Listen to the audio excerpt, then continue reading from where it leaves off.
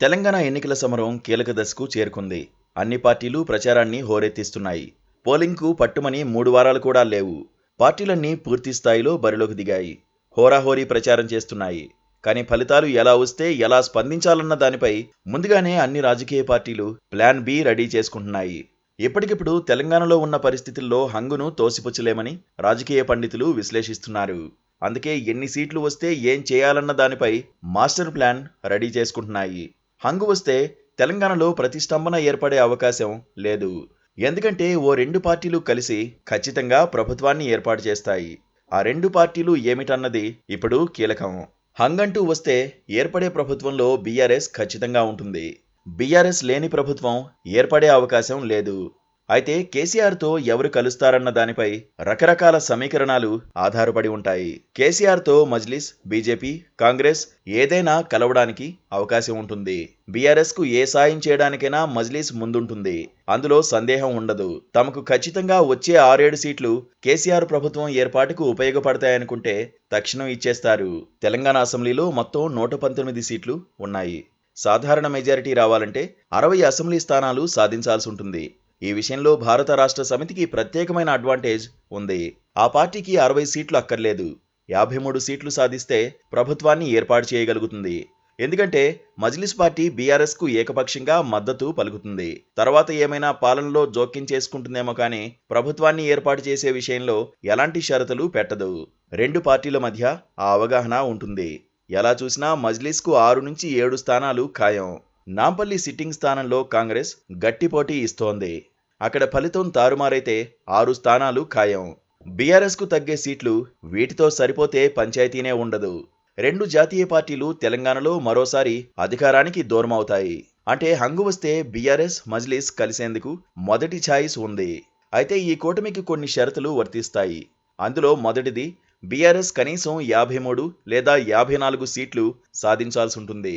బీఆర్ఎస్కు 53 కన్నా తక్కువ సీట్లు వస్తే, అంటే మజ్లిస్ మద్దతు కూడా సరిపోనంత తక్కువగా సీట్లు వస్తే అప్పుడు మజ్లిస్ గురించి ఆలోచించడం మానేసి ఇతర పార్టీల వైపు చూడాల్సి ఉంటుంది. మజ్లిస్తో కలిస్తే బీజేపీ బీఆర్ఎస్తో కలిసేందుకు ఆసక్తి చూపదు. మజ్లిస్ను పూర్తిగా పక్కన పెట్టేస్తే బీజేపీ మద్దతిస్తుంది. కానీ ఇక్కడ అసలు విషయం మజ్లిస్ కన్నా ఎక్కువగా బీజేపీ సీట్లు సాధించాల్సి ఉంటుంది. ఆ నమ్మకంతో బీజేపీ ఉంది. ప్రభుత్వాన్ని ఏర్పాటు చేయగలిగే సీట్లు ఆ 2 పార్టీలకు కలిపి ఉంటే ప్రభుత్వాన్ని ఏర్పాటు చేస్తారు. ఎందుకంటే బీజేపీ కూటమి అంటే కాదనే శక్తి బీఆర్ఎస్ వద్ద లేదు. అలాంటి రాజకీయాలు చేయడంలో బీజేపీ రాటుదేలిపోయింది. బీజేపీ కీలక నేత బిఎల్ సంతోష్ బీఆర్ఎస్ పార్టీ ప్రభుత్వ ఏర్పాటుకు తమపై ఆధారపడే అన్ని సీట్లు సాధించాలని తమ పార్టీ నేతలకు దిశానిర్దేశం చేశారని ఇప్పటికే టాక్ వినిపిస్తోంది.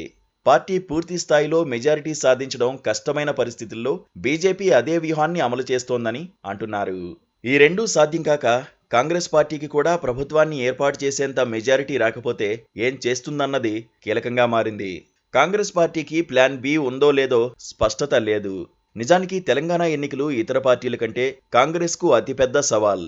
కాంగ్రెస్ మెజారిటీ మార్కును తెచ్చుకుంటే ఏ సమస్య ఉండదు. ఓసారి కాంగ్రెస్ సీఎం ప్రమాణ స్వీకారం చేస్తే ప్రభుత్వాన్ని కాపాడుకోవడానికి ఏం చేయాలో అది చేస్తారు. కానీ ప్రభుత్వం ఏర్పాటుకు సీట్లు తగ్గితే కాంగ్రెస్ బీఆర్ఎస్తో కలవడం కష్టం, కానీ పూర్తిగా తోసిపుచ్చలేం. అదే సమయంలో మజ్లిస్ సహకారాన్ని కూడా తోసిపుచ్చలేం. 4-5 సీట్లు తగ్గితే మజ్లిస్ మద్దతివ్వడానికి ముందుకు రావచ్చు. మజ్లిస్ మద్దతు సరిపోకపోతే కేసీఆర్ కాంగ్రెస్తోనే కలుద్దామన్న ప్రతిపాదనతో వస్తే ఏం చేస్తుందన్నది ప్లాన్ బిలో భాగం. ఒకవేళ అధికారంలో భాగం పంచుకోకపోతే గెలిచిన ఎమ్మెల్యేలు ఉంటారన్న గ్యారంటీ లేదు. అందుకే అలాంటి ఆఫర్ను తిరస్కరించలేకపోవచ్చు. అధికారంలో భాగమైతే ప్రధాన ప్రతిపక్షంగా బీజేపీ మారుతుంది. అదే జరిగితే కాంగ్రెస్కు భవిష్యత్తులో నష్టం జరుగుతుంది. రేవంత్ రెడ్డి వంటి నేతలు బీఆర్ఎస్తో కలిసి అధికారం పంచుకోవడాన్ని అస్సలు అంగీకరించకపోవచ్చు. తెలంగాణ ప్రజలు పూర్తి స్థాయిలో అనుకూలమైన తీర్పిస్తారని, హంగు వైపు మొగ్గరని కాంగ్రెస్, బీఆర్ఎస్ గట్టి నమ్మకంతో ఉన్నాయి. హంగు వస్తుందని, కింగ్ మేకర్లో అవుతామని బీజేపీ, మజ్లిస్ అనుకుంటున్నాయి. ఒకవేళ వారి ఆశలు ఫలిస్తే మాత్రం డిసెంబర్ 3 తర్వాత తెలంగాణ రాజకీయాల్లో కిస్సా కుర్సీకా ప్రారంభం అవుతుంది.